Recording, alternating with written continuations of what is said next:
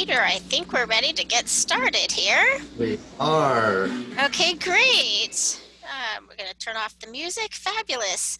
Well, welcome everybody to the latest webcast in Caring.com's Digital Marketing Academy.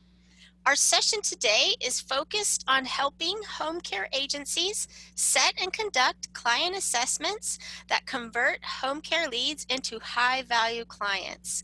I'm Denise Grob, a marketing director here at Caring.com, and I'm joined by my esteemed colleague Peter Droubay, an excellent DJ, who I'll introduce in more depth in just a moment. Before we dive into the presentation, we just want to cover a few housekeeping items.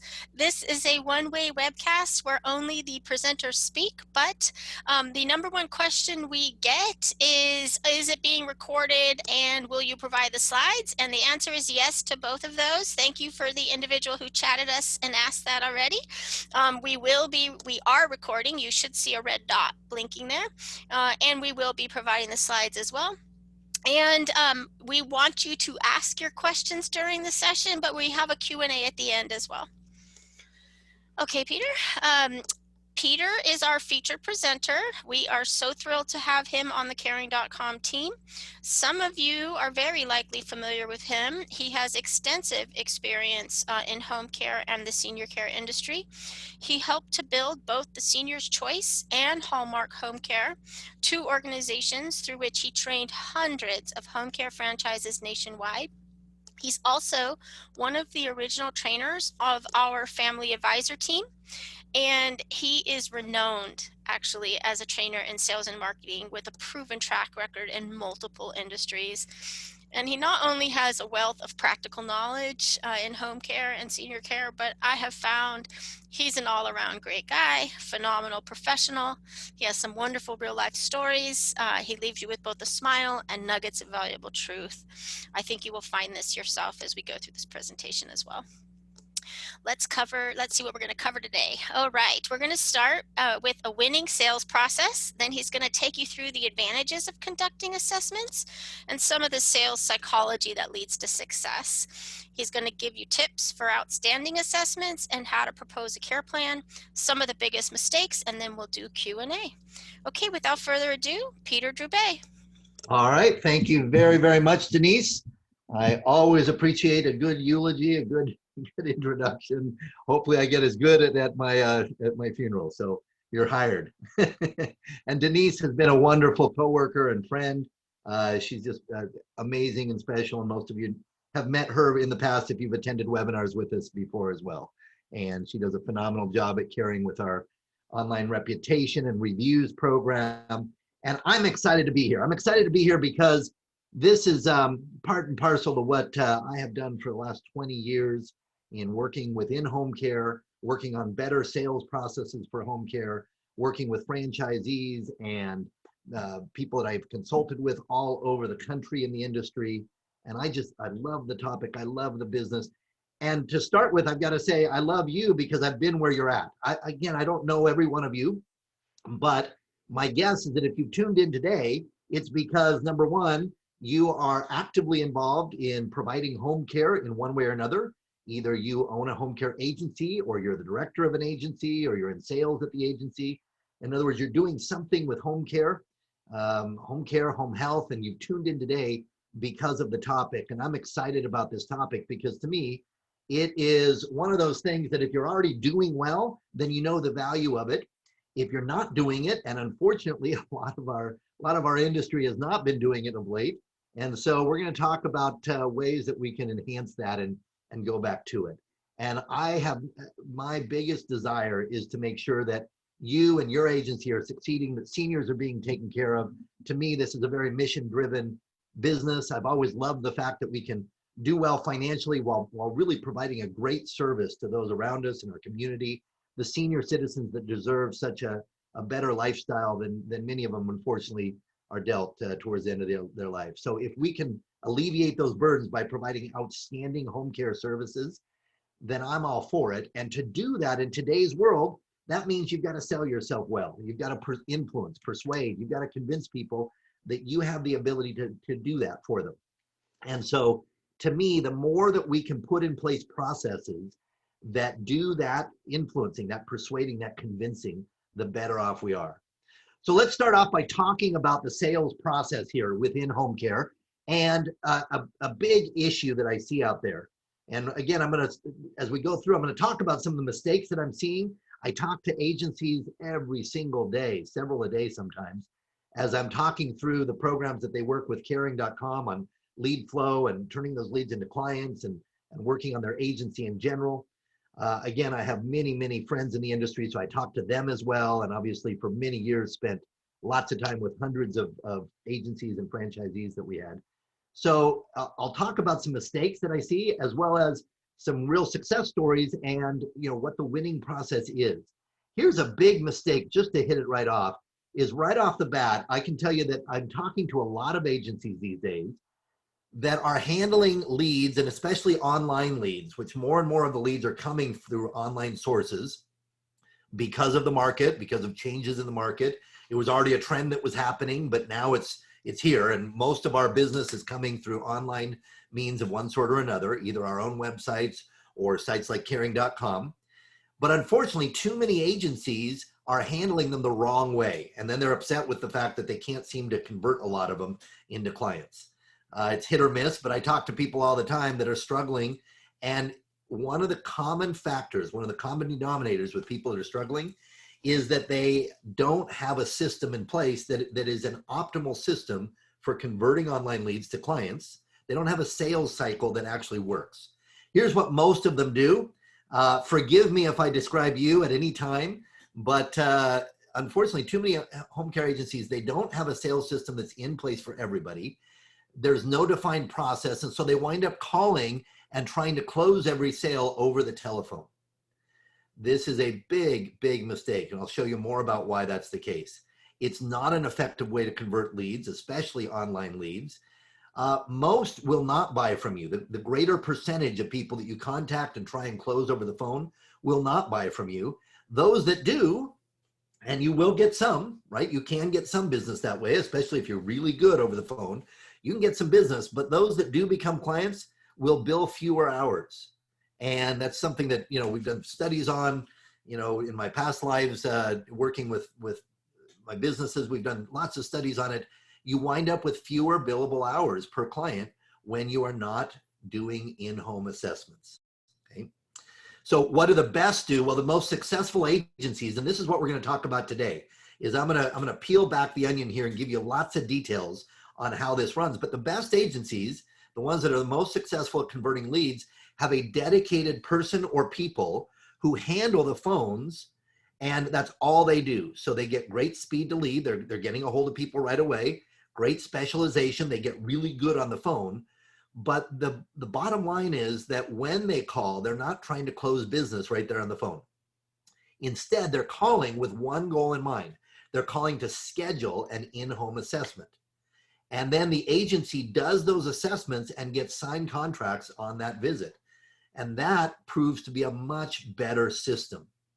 Now, we'll talk about the elephant in the middle of the room in just a little bit. I know, the immediate objection right now is, well, COVID, we can't do in-home assessments. Well, we'll talk about that. But that doesn't change the fact that there's a system that works, and it works over and over again, has worked for years and continues to work.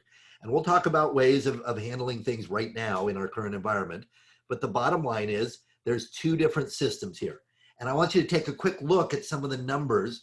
And again, I've tracked this over and over again with agency after agency, with hundreds of agencies at a time, and looking at what happens. For the same 100 leads that you get in from any source, but especially, let's talk online leads, right? Caring.com is in the business of attracting people online. We do a tremendous amount. We supply a tremendous amount of information. We have tens of thousands of people that visit our sites and talk to our family advisors every single month. And so we supply online leads. So let's talk online leads, but this goes for any lead. If we have 100 leads and we treat them in two different systems, on the left and on the right, system number one I just described is unfortunately the ineffective way of doing it, is there's calls to reach the lead. We contact them. If we're persistent enough, we've found that generally it's about an 80% contact ratio over time, meaning that there's always some people that screen your calls or that, say no thank you, or, heaven forbid they've already passed away or something of that nature, right? We are in the senior care market. But in the end, if you figure 80% contact ratio is a good contact ratio, some people achieve close to 100. But if we can at least achieve 80, then we're contacting 80. And then people that are really good at talking to people on the phone, closing business right there on the phone, certainly we'll get the agreement signed in person, but we usually do that when we bring the caregiver over and all that kind of stuff. They tend to close about 10% if they're really good. So they wind up with 8 clients out of that 100. But check this out. We've done this over and over again. In all of my agencies, we used to literally measure each one of these ratios. All of my appointment setters were just doing that. I did not hold them accountable for anything else. They only got bonused and held accountable for the percentage of time they set appointments. So let's assume the same 100 leads, they call and they reach the same number of people, 80 people. But now instead of trying to close business right there, the whole conversation is about getting that assessment done, setting that in-home visit for us to go and conduct a good assessment and draw up a care plan for them that they can use, whether it's with us or anybody, to really make sure that they're handling their situation properly. And so over and over again, I put 50% here, but we've had our appointment setters generally above 60% is the target that we've generally hit. Is that if you get good at this, and we'll talk about some scripting, and we've done some other webinars on that, so we'll get to that in just a moment. But if you get really good, you should be able to set 50% of the people you contact that you actually talk to, you should be able to set an in-home assessment with if you're doing it properly. And if you do that, then what happens is once you get out to the assessment, you know this because I have people tell me all the time, when I do an in-home assessment, oh, it's, we close all of them, right? Well, frankly, if you're closing all of them, then you're making another mistake, meaning you're probably screening too tightly up front. We'll talk more about that as we get going. But even then, if you're at least closing a good percentage, 75% of the ones you do. Now, here's how it breaks out, is that if you set 40 assessments, you're going to lose 4. It just happens, right? Stuff happens. People don't show up, right? People cancel, whatever, right? So you're going to lose 10% of your appointments, but still, out of the 36 that are left, you'll close 75% of them if you're doing a good assessment. We'll talk about how to do that today. And if you do that, check out the numbers. You just got 27 more clients out of these 100, right? You've just got closed a quarter of the clients here, 300% what it is on the other system. And this has been borne out over and over and over again when we do it, right? If you're trying to close business over the phone, great, you'll get anywhere from 5 to 10% close ratio, conversion ratio on your leads. If you are using the phone to purely set appointments and nothing else, you're not trying to discuss care plans, you're not quoting prices, you're not doing any of that stuff for the phone, just setting the appointment. Once you set the appointment, you go and you do a phenomenal in-home visit, and we'll talk about what phenomenal means in a few minutes. You wind up with a lot more clients out of the proposition. So hopefully this at least gets you to the point of thinking about what's the system I'm using. Well, we're going to talk about this one on the right today. We're going to talk about the system of setting appointments, conducting good assessments, and how to do that effectively. And I'll give you some tips in the time that we've got together. Okay. So here's the benefits of great assessments. First of all, you get more clients, as I just showed you. The other thing, we don't have time to get into all the metrics, but you bill more hours. There's something about being in person with them, doing a great assessment, doing a really good proposal, care plan proposal. You wind up with more billable hours than when you simply take orders over the phone, right?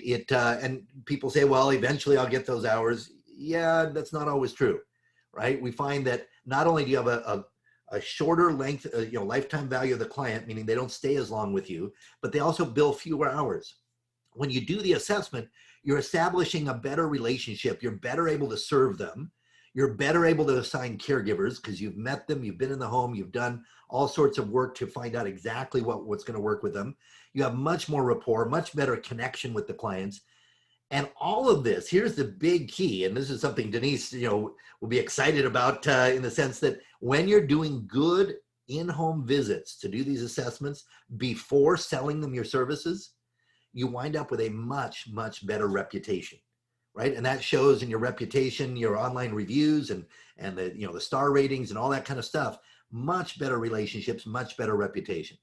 So if this is the case, if these are all the great benefits of doing it this way, of forestalling your sales pitch until you've done a good assessment in home. Why don't more people do it? Well, there's a few reasons, and I put this slide in simply to head off some of the objections that you may roll through your mind, right? First of all, I have to tell you that part of the issue is that we've gotten lazy as an industry over the last number of years. Most of us did business by going and getting a lot of professionals, everybody from doctors to elder law attorneys to discharge planners to you name it, right? Trust officers at banks and financial planners and social workers and everybody that we could get to refer business to us. And often we've gotten lazy because those come over 90% as clients, right? The doctor said, go use XYZ home care. They show up saying, well, the doc said I had to come and use you. And so we got really lazy. We did things like have people, our receptionist just handle the call and book the time to get the first caregiver out there. I've seen that done, unfortunately, in a lot of places. And we've just gotten lazy sometimes. So that's one of the reasons. We just don't have the system in place. That leads to the second point. A lot of people say, yeah, that makes sense, but I don't know what to do first, second, third. I don't have the scripts. I don't have the assessment. I don't have a clear process for doing that. So we'll help you with that today. We'll give you some tips that will send you on your way with some assignments to get this done. Here's a big reason why a lot of people don't do it is they worry about the time needed to carry out good visits. They say, well, gosh, to drive out to somebody's home, to spend, 30 to 60 minutes with them in the home and drive back, and then I've got to assign a caregiver and take them over there and all that kind of stuff, right? That whole thing, that's 2-3 hours of my day. And I don't know if I want to spend the time doing that. Well, guess what? When you start doing the math as to how much more business you get, how many more billable hours, how many more clients, right? It makes it so that it is the least expensive time that you spend. You need to spend the time, right? So don't worry about the time. This is the most high value time you can spend, even when you go out. And if you don't convert it, even if you do an assessment that doesn't turn into a client, guess what? The percentages bear out in such a way that if you will do it this way, I promise you that it's worth the time. Not only is it worth the time, but it'll produce wealth beyond belief if you're really good at doing it this way. Now, I will say that some people just flat out, there's a fear of doing it this way because, the common objection I get when I'm talking to an agency and consulting and doing stuff like that, they come back to me and they say, well, I don't want to go spend my time if they're not going to become a client, right? I don't want to go out there and risk the rejection of them saying no, and they don't become a client. And unfortunately, that prevents them from even doing it, or it causes a knee-jerk reaction to overqualify. What I find that happens is that people get on the phone with potential people for an assessment, and they wind up asking so many questions and overqualifying that they turn people off. They want to literally almost get every last detail of the budget and the finances handled ahead of time. They want to make sure that every person in the family is absolutely going to be there. They want to make sure that this person's absolutely going to become a client at the end. I've even heard people say things like, now, if I'm going to come out there, you're signing the deal, right? And I think, oh my goodness, right? You've just shot yourself in the foot in terms of the purpose of all this, right? If you're going to overqualify on the phone, then yes, you can get your assessment to client ratio to 100%. But in the process, you just eliminated a whole bunch of people that you could have turned into a client. I'd rather see you get, 30 appointments of which you get 75% to become clients than wind up with only 15 appointments that all become clients, which, by the way, crazy enough, even when you do it that way, not all 15 become clients, right? I've had so many people that come to me with their numbers and they say, oh, I make sure that before I go out there, they become a client. Well, guess what? I look at their numbers and not every assessment turns into a client. And I think, well, then it didn't work, did it? So you might as well have gotten more appointments on the schedule. Plus, the more you do, the better off you get, right? If you have people doing it for you, or if it's you doing it, you want practice. I'd rather have you go and only close 60%, only close 50% in the beginning and get the practice, then shut off that flow of potential opportunities, okay? The last reason that people don't do it is simple ignorance, right? They've gotten in the business without a system for doing this. They've gotten used to just talking to people on the phone and trying to close it, and they're just ignorant about possibilities. So hopefully if you've got objections in your head already about, well, but, right? Hopefully I've addressed some of those buts and we can get them out of the way and we can move on here. So let's talk about how to set these appointments. And I'm going to spend very little time here. Well, I've got something going on here. Hold on. Somehow, there we go. Sorry about that, folks. Somehow my phone, my computer started ringing. While you're doing that, Peter, I just want to remind folks we are recording and we will provide the slides afterward. Absolutely, yes. Plenty of questions coming in on that. And yes, we are doing a Q&A at the end if you missed our intro. So queue up the questions. If you have them along the way, make sure you queue up the questions, and we will be answering. We'll be setting aside time to do that. Okay. All right. So a few months ago, last year, in the spring of last year, in April, we actually did a webinar all on scripting for home care. Sizzling scripts, or hot scripts, I think we called it, and it's available. It was done on 4/23. I'm going to paraphrase some of this to get us into the topic here, but obviously I want to get to the assessment itself as well. So first of all, you need a good script. If you don't have a good script, go watch that webinar or participate. We have a 10-part series of videos for our partners on how to convert online leads. And the 8th in that series is all about scripting for the first call. So make sure you go watch that also if you're one of our partners, because that gives you all the scripting that you need. You need to write it out. You need to make sure that everybody has it. When you make this first call, it's not about touting you or your services necessarily, right? You want to start with them. What prompted your search for care? They did not become a lead just because of chance, right? They actually took the time. If it's an online lead, they took the time to go online searching for home care. They went online searching for different options. Sometimes they don't even know what to search for. So they search for assisted living or nursing homes or home care or home health, or they search for all sorts of different stuff. In our case, they've actually then come through our process of talking to and being screened by our family advisors who screen for what they're looking for, right? Screen for the types of care that they're looking for and the budgets and things like that. So all of that has already happened. So let's go right to what prompted this search for care. As we're going to talk about in a little bit, the psychology is you want to get right to their main motivations, what's driving them. That's what's ultimately going to create the action on their part. So you've got to start there. What prompted the search for care should be one of your first questions, right? So you're going to call in your script, introduce yourself, say, the reason I'm calling is because so-and-so let me know that you're in the market for care, and I'm just curious what prompted your search for care. It's literally that quick. You want to get it out of your mouth. Listen to their answers and ask more about their situation. If they say, well, mom's had a couple of falls and she's in rehab right now and she's getting out and I don't want her falling anymore.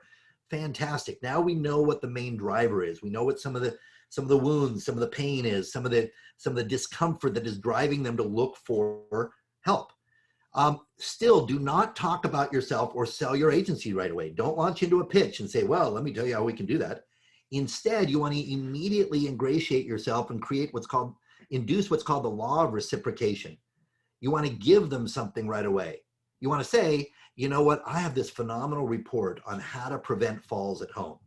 I'd like to send that to you. It's a written report, or it's a video that I found on the internet, or one that we produced, or there's an audio that I put together, or there's a tip sheet, right? Or a checklist, or a home safety check that you can do. I want to send that to you. And based on sending that, you're going to get their email address, confirm it, get their physical address, say, I want to send that to you. What's your physical address so I can send this out to you, right? And you'll get that right away. By the way, you've just given them a gift, right? You've talked about what they want. You've not tried to sell them anything yet. Now you immediately thereafter say, I also want to give you another gift. And that is that we do an in-home assessment where we'll come in and simply ask a series of questions, find out what's going on, take a look at the environment, make sure it's safe for your mom, and we'll put together a care plan for how best to take care of her. If we can play a part in that, we'd love to, but if we can't, you'll still have this care plan in place to where you know what to do first, second, and third to make sure that she's getting the care she needs. When would be a good time to do that? And then you immediately use an alternate choice time. In other words, you say, I've got Tuesday or Wednesday available. Which day is best for us to stop by for about 60 minutes to ask these questions, right? And you're going to go right to a choice. They'll say Wednesday. You say morning or afternoon, and then you pick times, right? Alternate choice. Most of you are used to doing that. It's good standard sales psychology. Now, once the time is set, then you start working on qualifying the appointment, but not overly.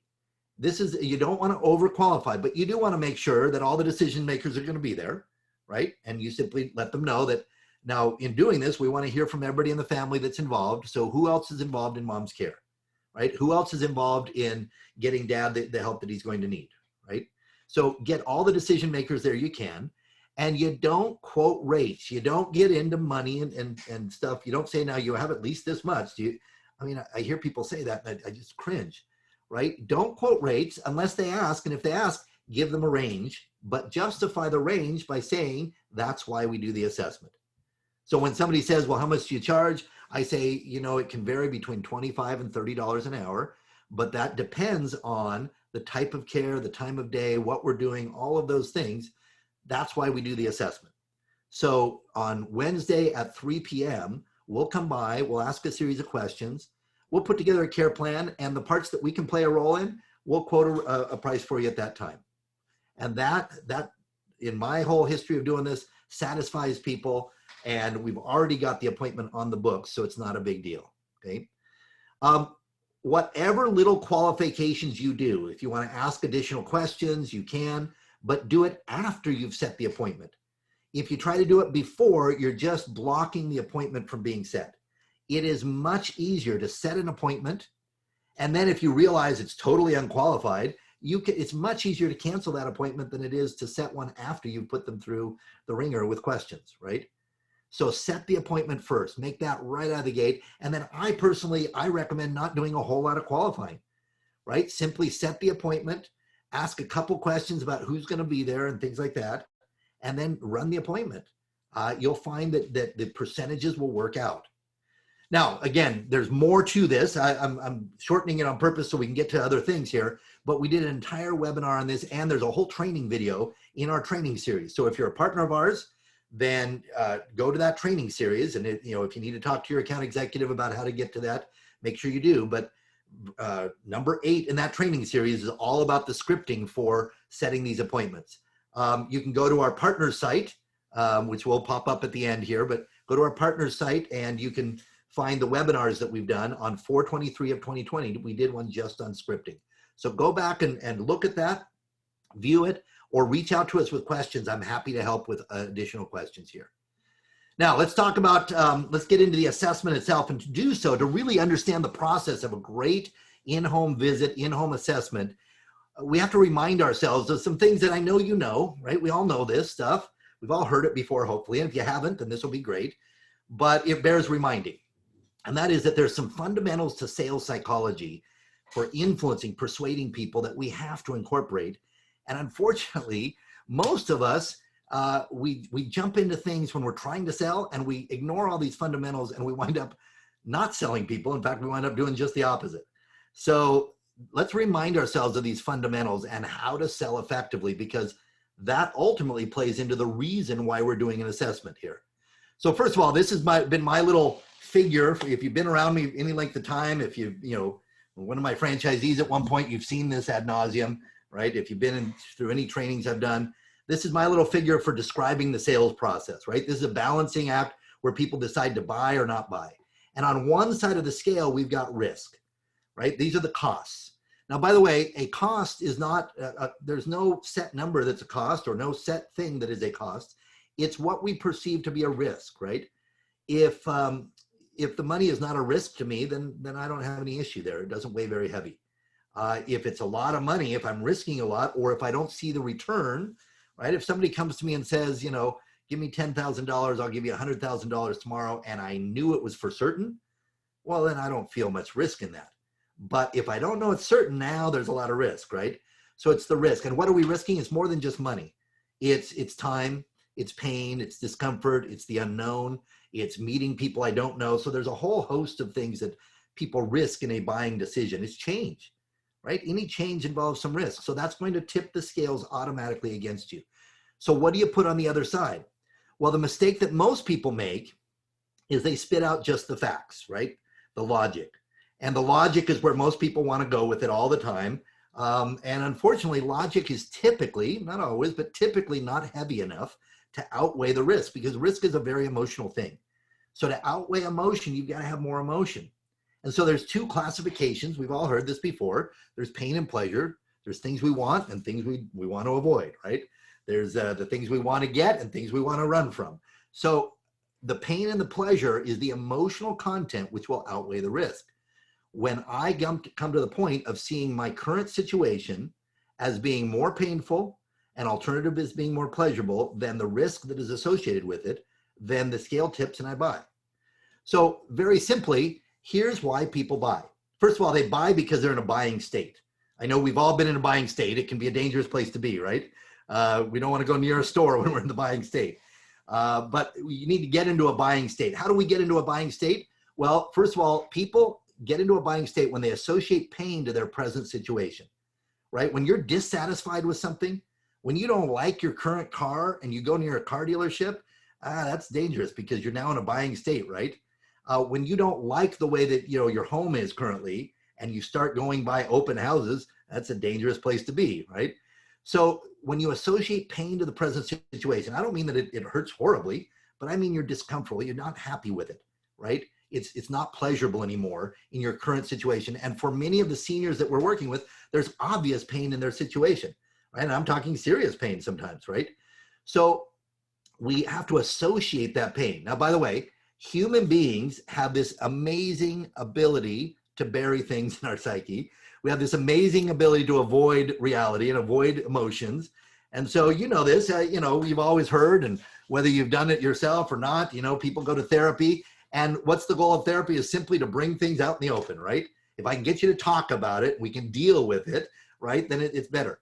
So one of the things that we have to do, I consider being in sales, especially with senior care, to be a little bit therapeutic. I see it as being a huge benefit. If I'm a good salesperson, and a really good one, not, most of what we think of as sales is bad sales. But when you're a really good salesperson, you're actually helping people just by the sales process itself, because you're getting people to face reality, right? So we face reality about what's not right in our situation. Now, it doesn't help us if that's the only thing that we get. If we just have pain, then it's just a worse situation.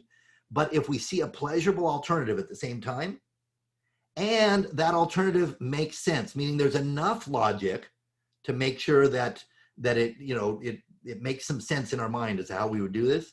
And then finally, if the risk is not overwhelming, right? If the costs are not so high or the risk is not so great that I'm not willing to do anything.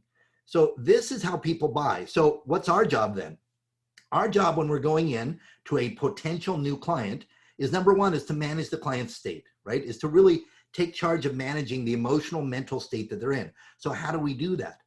Well, again, it sounds awful at first, but it's actually very easy if you're willing to run the process. Step number one is you help them to feel the pain in their present situation. You're not creating pain for them, but you're helping them to face it. You're helping them to talk about it. You're helping to bring it out. And in so doing, they'll feel that pain in a way that is somewhat therapeutic, if you will, right? And then you're going to paint the picture of a pleasurable alternative. You're going to show them that, they don't have to stay in this situation. They have a pleasurable alternative available. You minimize, you help them justify the alternative and then minimize the risk, right? So how do we do all this? Well, the very simple answer is that questions are the key. It does not help to come in and tell people about their pain. It does not help to come in and tell them about what you can do for them. Honestly, they just go, yeah, everybody says that, right? So questions are the key. That's how you get people. It's not your pain. It's not your idea of their pain. It's what they're actually experiencing. You get them to talk about it. If you can learn to ask effective questions and trust in those questions, you'll be very successful. An old mentor of mine early in my career used to say, telling ain't selling, right? If you're telling people what you're doing the wrong thing. Telling ain't selling. To sell, you have to ask the right questions. So 3 types of questions, and this is what we do during an assessment. Step number 1 is obviously there's some information gathering we have to do, right? The what's, the where's, the how's, right? We just got to get the facts. So obviously when we go in, we want to get the facts. The mistake that most people make if they do assessments is that they leave it at that. They just do the facts. They wind up becoming very clinical. They go in and they just ask a series of clinical questions as if, like a nurse that's charting in the hospital, right? What's your blood pressure? What's this? What's that? Right? Just numbers. and that's devoid of emotion. So definitely we have to gather the information, but we also have to access pleasure, look for the good things, right? The things they want, right? What do you love? What do you enjoy? What do you desire for life, right? What do you like most about those things? What's the best this or your favorite that, right? We want to look for those things that would make their life wonderful, right? What kinds of things are you not able to do that you would love to do? Those are the kinds of things we need them focused on. And by them talking about it, we don't have to make it up for them. We just have to ask. And if they'll answer, now they're talking about it and they're feeling those emotions. They're seeing that pleasurable alternative. Along the way, we have to access the pain, right? What's not going well right now? How does that make you feel? What scares you or worries you about that, right? So those types of questions are very, very important to ask. So just about any fact that you ask can lead to that. So I can ask about ADLs. I can say, so, who's doing the cooking right now? And they can say, well, my daughter does some cooking. Now, unfortunately, I've seen people that just mess this up royally because they'll say, oh, great, daughter. They'll write that down and then they'll move on to the next question. Right? And unfortunately, they just miss the opportunity to get the emotion involved, right? You need to ask more about that. So how's that going? So how often is she able to do that? Are there times she's not able to do that? We need to ask the daughter what kind of time that's taking for her, right? How often is she running back and forth? How is that working out, right? We need to get into what's not working about that. What are some ways that we could improve that, right? All those kinds of questions are the follow-up, the pain and the pleasure accessing questions that need to be asked in a great assessment. So now let's talk about this assessment visit. I'll take you through some general tips and then I'll take you through some of the scripting of the assessment itself. One of your assignments, by the way, is to go create a script if you don't have one and to use some of these tips. I'm not going to hand you a script because, most of you, A, you're going to change it anyways, and B, the bottom line is that you need to, within your system, whether you're independent or franchise, that's up to you, but you need to have your proprietary way of doing it. But I'll give you the things that need to be in it. I'll walk you through some of the scripting that needs to be there, okay? Not every assessment is equally impactful. I've seen people definitely run assessments and they get a better result for running the assessments before asking for the sale, but they don't get as much as they could because they're just not doing it as effectively as they could. So several tips. First of all, arrive on time. That should be a given, but you'd be amazed how many people I see don't. When you first get in the house, don't bother, launching right into it. Take a few minutes to build rapport. One of the things that I always like to do is tour the home when possible, right? I simply compliment the home, ask for a quick show around. While I'm doing that, I'm asking questions, I'm talking. I haven't pulled out any paperwork. I haven't done anything to talk about myself. I just want to get to know them a little bit first, okay? Now, once we've done that, once we've built rapport, toured the home a little bit, I immediately will sit down, kitchen table, living room, if there's a whole bunch of people, that kind of thing. And sometimes I'm doing the assessment, at a rehab because we're about ready to go home and all that kind of stuff. But we want to repeat the main motivation for their search, right? Just bring it back up. So, daughter, Mary, has, called us in because she's concerned about the falls that you've been having and having you back at home, right? You want to bring that back up. And I'm here to simply see how we can help, right? There's a lot of things we can do to make it safe for you to stay here at home and minimize the risk of falling in the future if that's the issue, right? And I simply need to ask a series of questions to see what we can do. Do you mind if I ask you a series of questions? So it's a simple permission.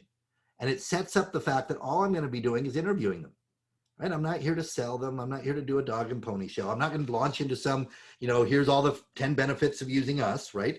I'm simply going to ask a series of questions. I have never, ever had somebody say, no, you can't ask the questions. Every time I've done this, they said, yeah, that's fine.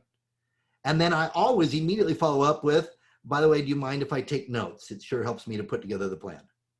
And again, I've never had anybody say, no, you can't take notes. They've all said, for heaven's sakes, take notes. And it's at that point that I pull out my scripted form, right? In a notebook or on a clipboard, right? I'll pull it out and I literally have an assessment form. Ours was always 7 or 8 pages, depending on how it was printed out and things like that. And it had all the questions with places to put, and it was literally scripted from start to finish in the order that we wanted to go. And that's what you need. Now, I know that a lot of people are trying to do them online and pull out a tablet, and that's fine. I'm a paper guy, and I'll tell you why in just a few minutes, right? There's a lot of scribbling in the margins I do in order to build my care plan, a lot of switching back and forth that I do, that kind of stuff. But if you can do it well on a tablet, definitely do it. Nothing wrong with that. Just make sure that you've got a good scripted assessment, question after question, in the order that you want to ask them. Now, I pull out that form and I begin to ask the questions on the form. But as I do, it's not just a get to the next question task, right? I'm not charting here. I'm not just going question to question, let me get an answer, fill it in, I'm done, right? I want to have a discussion about as many of these things as possible. And I want to bring out again, what's the pain? What's the pleasure? Okay. Some things they're doing just fine. Most things they're probably not, or they could need help with. So let's uncover that. Again, human beings are great at masking, at burying, at avoiding, right? We're all good at avoidance. And so we don't want to deal with that, but now's the time to deal with it. We've got to deal with it. We've got to focus on the issue so that we can solve it. So let's deal with it. And by the way, that means asking these emotion inducing questions and letting the emotion be there. If done right, I've had many people in my assessments tear up, and I'm not trying to do that, but I let it happen if they're going to do it. I've had other times where families get in arguments during the assessment. I let that happen because, again, my goal is to resolve this. I can't resolve it if it all stays buried. I want to get to the point where we're resolving this. And that's the attitude I have when I go in, by the way. I certainly want a new client, but that's not my primary motivation. I want to resolve their situation. I want to propose a care plan that makes a difference in their lives. And I know that I'm going to be able to play a major part in that care plan. But if I go in with that attitude, it makes a world of difference. Now, as I'm going through, one of the reasons I like using paper is as I'm going through, in the margin, I begin noting, and I usually just write a number and circle it, I begin noting the possible care plan hours. So if they tell me about, meals and the fact that, they would love to have a family dinner once a week, but they haven't seen their grandkids in a long time and they haven't been able to do that, right? I ask them more about, what's happening now for the pain, and then what could it be like, right? How would you like it to be? What if the grandkids all came over one night a week and you had some help cooking a dinner so that it would be like old times with the whole family there, and she lights up like a candle and says, oh, that'd be wonderful. I'm sitting there noting, right? It's going to take at least 2 or 3 hours to get, the meal ready. It's going to take a couple hours for, getting everybody there for dinner, cleaning up afterwards. I start noting those hours in the margin, right? I'll just write down numbers and circle them for the possible hours because I want to be able to come back to that when I start, building my care plan for them. So, and if we say, well, we're going to do that once a week or once a month or something like that, and we move through this, going through every ADL, all of the things that they love doing, all of the activities of daily living, all of the chronic issues that they're having, and we look for ways of solving it. And I note that the hours in the margin. I do not talk about my services until it's time. And it's not time until I have either one of two things. Either I've gotten to the end of my assessment and we've gotten all the care hours that I need for the care plan, or until they're just insistent that they're ready to go, right? When they start test closing me, when they start saying things like, so if we started, how soon could you have a caregiver over here, right? Those are really good buying signals. I'll usually still persist with the assessment a little bit, but when I get that over and over again, I've often stopped mid-assessment to go ahead and get things set up with a care plan and to get going, okay? So, but until then, I don't talk about me and my services. I don't do a big presentation. That'll come, right? If they have questions, that'll come. But frankly, they don't need that. What they want to know is, can you solve their problems? Can you help them lead a better life? Can you help them get out of pain and into pleasure? That's all they care about. And if you're the one talking about those things frankly and openly by asking questions, letting them feel and moving through it, then you're going to be the one that they will associate with solving those issues. You don't need to tell them about all the credentials you have, right? That'll come later. And by the way, think about it this way. When you go to a doctor, if the first thing the doctor did was give you a big dog and pony show presentation and showed you all of his certificates on the wall and how great a doctor he is, and that's how he started, you'd probably run the other way, wouldn't you? Right? We go to a doctor and we assess how good a doctor is by how good they diagnose, how well they assess us, right? How good of a diagnosis they do. Do they ask the right questions? That's what we want to know about a doctor. We don't care about their medical degree. Most of us don't even know where the doctor graduated from, right? So that's how you want to come in with that mindset. I'm here to solve problems and I'm here to make a difference. Now, here's what's on the form. Again, I've always built forms. I've always built, standardized ways of doing this in every agency that I've been involved with. I tend to mirror them. It's a pretty straightforward deal. The form always starts with their history and their living situation. How long have they lived there? What's their family situation, right? Were they married? How long? Is their family in the area? How many grandkids? How many kids? All that kind of stuff, right? Just because it's really rapport building, I can find a lot of pain and pleasure in that, right? Things that they're not able to do, things that they're able to do. That goes on into what do they love to do, their hobbies, their interests, right? What are some of the things that they used to do that they're not able to anymore? What are some of the things that they would love to be able to do again? Those are all great questions that need to be asked in here, pain, pleasure type questions. I then, as we flip the pages, I go into all of the ADLs, right? Cooking, cleaning, laundry, mobility, transportation, bathing, toileting, you name it, right? Bill paying, how's it, all those things, how are they happening? Who's doing them, right? What are the problems with them, right? What are the painful issues there? How would they like it to be? What's the pleasure that needs to be there, right? Who's doing it now? And I dig for the pain. By the way, I always include the family in this. This is why we try and get family there, but often some of the biggest motivations for getting started are because the family's in pain, right? Sometimes mom is just fine saying, well, my daughter does it all. And meanwhile, the daughter's drowning, right? And not able to handle everything in life because she's got kids and a 40-hour-a-week job and all this kind of stuff, right? And so if I can really get to that pain, even for the daughter, I've had times where I got to that pain and literally the daughter was the one breaking down saying, I can't do this anymore, mom. And mom winds up crying and saying, okay, we're doing this, right? Where mom didn't want to in the beginning. Not because mom feels the pain, but because she feels the pain that the daughter's in. So you want to uncover all of that situation. We do get to then, after we're through the ADLs, I always address disease and chronic conditions. Their diabetes, loss of senses, right? Blindness, taste, hearing, etc. Alzheimer's, dementia, arthritis. We get to it all, right? I ask questions to make sure that we've got it all covered. And what does that prevent you from doing? Or what are the things that you need to be doing for that? Or what are the things, again, pain, pleasure questions, right? What's the painful situation? How do we want it to be? I always wrap up by asking about some of their biggest fears and concerns, right? What concerns you most about living here alone? What concerns you most about your mom's safety? And I save the details about, some of the perfunctory details that I see on a lot of assessment forms, right? List all your medications, give me the emergency procedures, what's your insurance and all that kind of stuff, right?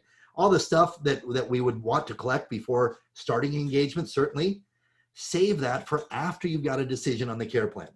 That's not a part and parcel of the care plan necessarily. So let's save that, right? We can always do that right before starting the first hours of service, okay? So that's the order that I go in. I start with their current situation, including family and hobbies and things they'd love to do and can't do. I go into the ADLs, pretty easy to list those out and ask questions about each one of them. When I get to things like transportation, I'm certainly asking about their car versus our car versus who's driving, who's not driving, how they get around. All that kind of stuff is all part of it, right? And then we ask about disease and chronic conditions that may affect the situation as well. And then finally, I always come back to biggest fears and concerns. I save some of those medication, appointment details, emergency procedure details for after I've already presented a care plan, okay? Throughout this whole thing, I keep harping on this, but listen for pain and pleasure. And the way that I always remind myself is I always say, well, I want to hear pain and pleasure and then ring that bell, right? Anytime I hear it, I don't let it go. Again, I've heard people, oh, my mom fell last week. Oh, that's too bad. And then they ask the next question. I think, oh, no, stop. You just heard about some pain in their life. Ring that bell. And all that means is ask more about it. How, when, where, why, what happened, right? Did that scare you? What's the aftermath of that? What are you trying to do differently? All this kind of stuff. I want to explore that fall to make sure that we've fully rung that bell, if you will, right? So make sure you're listening for the potential pain, the potential pleasure, and ask about it. So this is my little acronym. I always wrap with people. I start with building rapport. I then spend the bulk of the time, 30 minutes or so, asking questions, accessing emotion. Then I propose a care plan, and then I get to pricing and payment.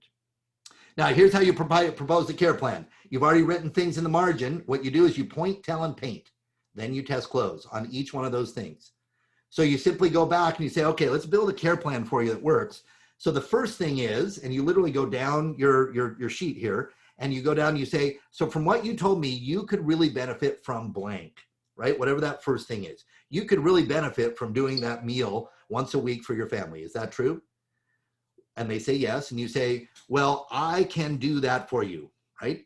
Or I can make sure that that meal happens for you, which means that rather than not seeing your grandkids for all these times, you can have blank, blank, and blank, right? Whatever the costs were versus the benefits. And then we really want to paint that picture. In other words, you're going to be able to have this happen and that happen. Or can you imagine what it's going to be like when they're over here again, like they were when they were little, right? At least once a month. We do that kind of stuff with each one of the things that we've said. And then finally with it, we test close. And the beauty of a test close is we're not saying that it has to go on the plan ultimately. We simply say, so if I'm building a plan, is that something that you would like? If I'm going to do this, is that something you would like, right? Now, by the way, they're more than able to say, no, that's not part of it. And you can cross it off and say, okay, we won't include that. That's fine. It's not a final close. We're not saying no. But usually what happens is if you pointed, told, and painted properly, they wind up saying, oh yeah, I'd love to have that. And so you're adding that into your care plan, right? Into the amount of service hours that you're doing. When it's time to talk about when you're done with that, then it's a very straightforward, plain and simple. There's no hokey pokey. There's no, big time sales close here. All you're going to do is add up the hours on your form, multiply by your hourly rate, right? You've discussed each thing that you're going to do. You summarize it, and then you quote the total for the hours proposed. And by the way, you build the optimal care plan for them, and you quote the hours. This will often be above, almost always be above what they had thought originally, right? They might have said, well, I'm hoping to get somebody over here, 1 day a week, that kind of thing. You build a care plan that includes 5 days a week, several hours each day, 6, 7, 8 hours each day, possibly. And so but you do it based on the assessment you did and based on all of the pointing, telling, painting, asking if that, matters and is that something they would like, you build it in. And so you build the ultimate care plan, you quote the hours, and you ask them, this is what's called a minor close. Will that take care of everything, or are there things we missed? Now, either way, they're saying yes, right? If they say, oh, that pretty much does it, then they've just said yes, right? Or if they say, well, no, actually, we didn't address blank, right? They're obviously saying yes as well. Now, if it's more than they can afford, more than they want, let them accept the price or object. And I want the objection. I want them to say, oh yeah, that's everything. That's exactly what we need. But there's no way I could afford that price, right? And here's where, you can do one of two things. Certainly you can help them with all the possibilities, right? If you want to help them with how to tap into home equity and all that kind of stuff, you can, right? If you can prevail upon family members to help out, you can do that, right? But ultimately, it's a very simple calculation. You simply say, well, what's the price point for your care? What is your price point for the care you need is the question. Now, by the way, I don't use the word budget because budget means minimizing, right? We budget things by constraining them. I always use price point. So what's the price point you're looking at? Okay. Here's where I don't really care what they tell me. I promise you it's gone up in the time that we've been talking.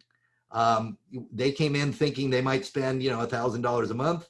And suddenly now they're looking at a care plan and they're thinking, well, if I can get a lot of this, I could probably do more. And they'll quote you a price plan. They'll say, well, my price point's, no more than 2,000.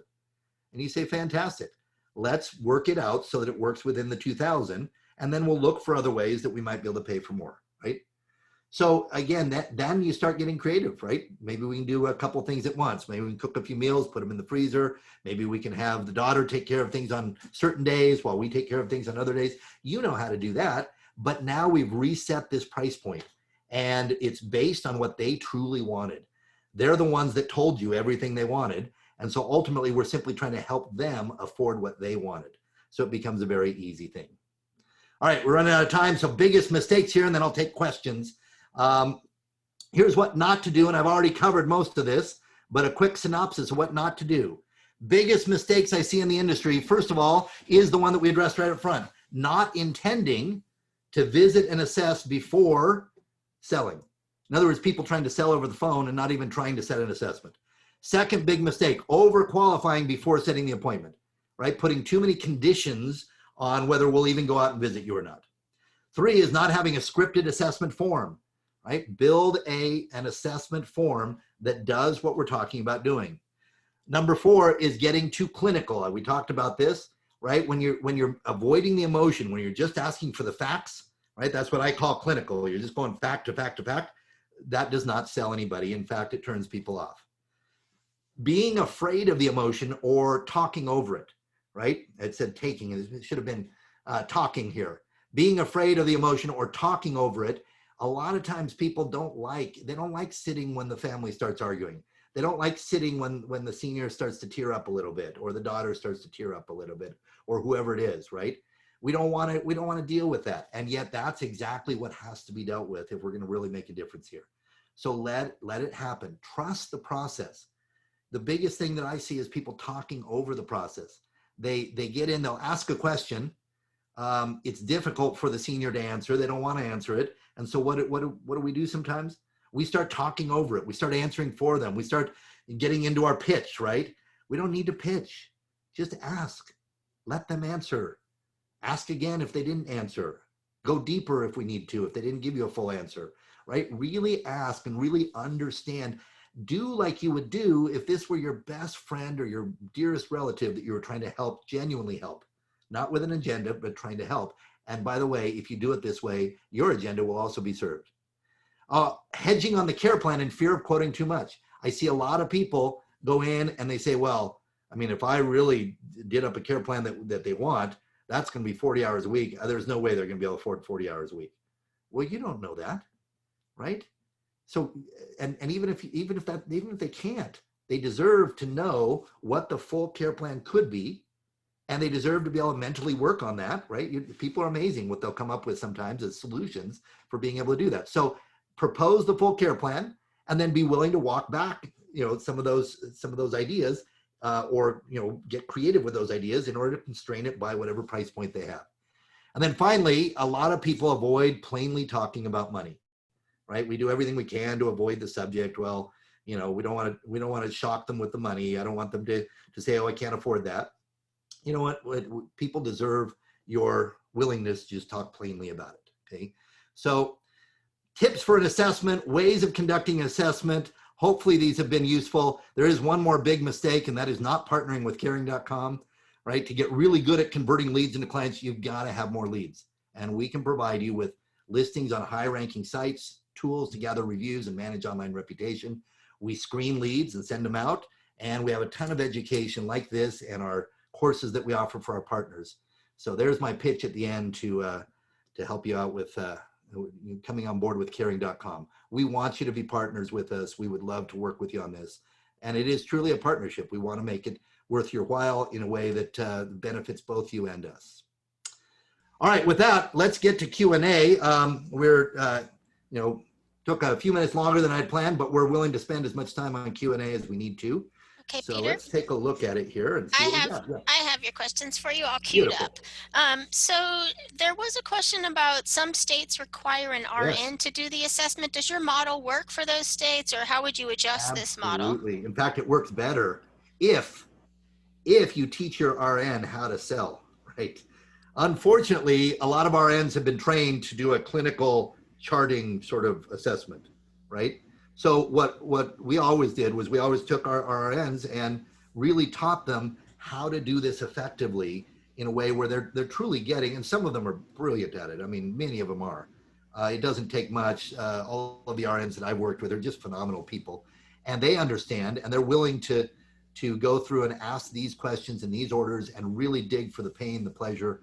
And in terms of setting the assessments, you play that up, right? You say, we have RNs on staff that come and do the assessment and help build the care plan. And so, I mean, you can literally use that as another reason for the assessment. So it definitely works. You just have to do the training. Don't set it up to where you think, well, an RN knows what they're doing. Therefore, just because they're an RN doesn't mean they're really that good at selling or influencing or persuading. So teach them, right? Hire people that have that gift and teach them how to do it based on this system and other, other sales skills. Great. Thank you, Peter. Another adjustment type of question is, what about during COVID when people don't want you in their house? Good, good. I told you that was the elephant in the middle of the room that we were going to address at some point, right?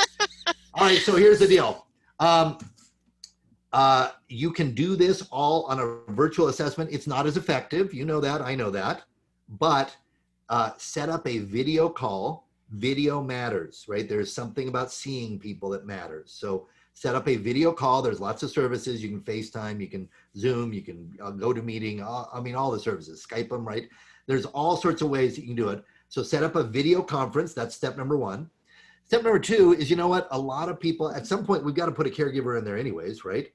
So if this means, dressing up in a hazmat suit and, with all the PPE in the world and going in, I know a lot of agencies that are still doing in-home assessments, and they tell people right up front that, yeah, we know this is an issue with COVID.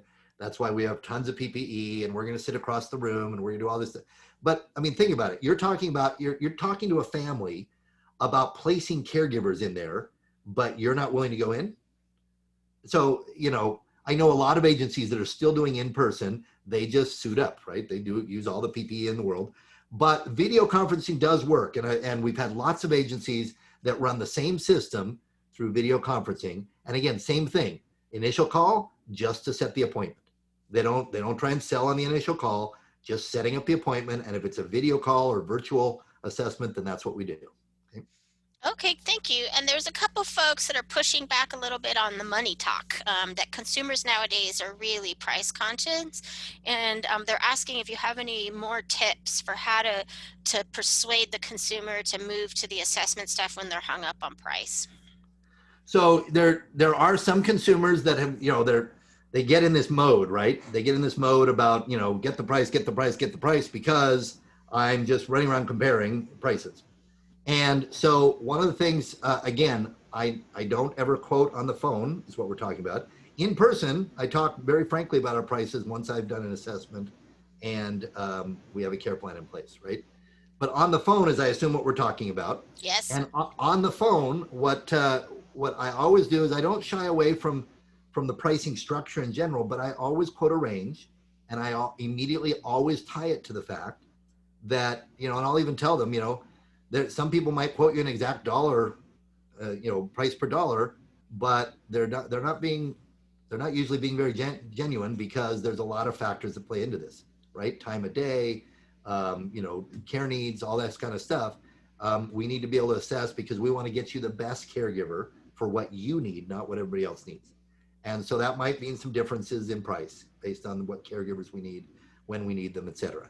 So I always quote a range. Right? I've never had a problem doing it. I would say, it's whatever your range is, 25 to 30, 30, 35, right? Whatever your range is these days, right? I simply quote the range, and I say, and I just justify it. I say the reason we do that is because, or we can get that exact price for you once we've done a clear assessment, we know exactly, and we pride ourselves in making sure we make the best matches, which is why the price can vary sometimes. Right?